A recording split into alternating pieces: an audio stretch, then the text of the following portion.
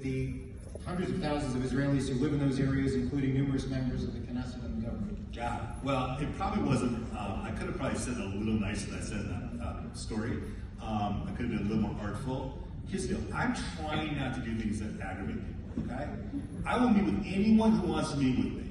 Any settler who lives in a settlement who wants to meet with me, come meet me, okay? I thought it was not right today for me to go in my motorcade and go hang out in a settlement because I didn't want people to say, oh, that's great, what is he talking about the settlements? Just by the way, I wasn't trying to be disrespectful. I'll meet with anyone who has a view about settlements. I'll meet with anyone who is right, left, medium, I don't care. But I try not to do symbolic things that just make things worse. Again, people say, well, you just made it worse by saying you aren't going to a settlement. Okay, if that, I'm guilty of that, I'm guilty of that. But if someone, and there was a rabbi, who I will not name, who had written a nice thing about me, and then I made that comment in one of my interviews, and he, in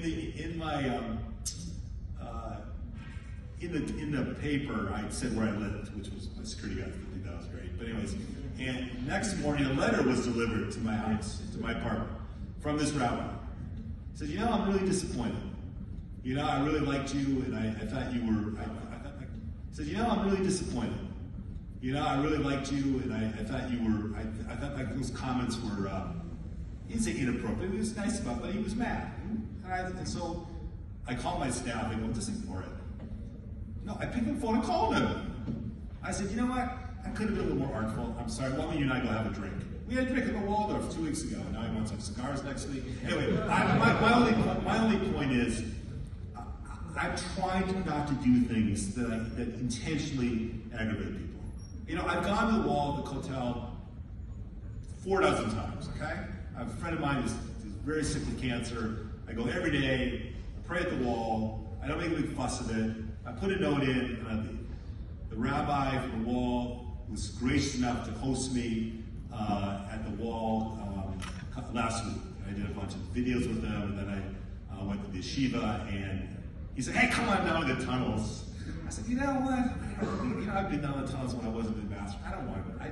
I don't need to go down the tunnels. First of all, I get claustrophobic down there. Anyways, and he said, well, the former ambassador down the tunnels. I said, I know. That's fine. That's great. But why do I need to do that? You know, I love this place. Why do I need to go do something that's just going to aggravate a bunch of people? I'm fine. I'm not being disrespectful. I'm with you. You're the man. We're at the hotel, and I'm here with you, and I'll come anytime you want me to come. So I could have been marginally more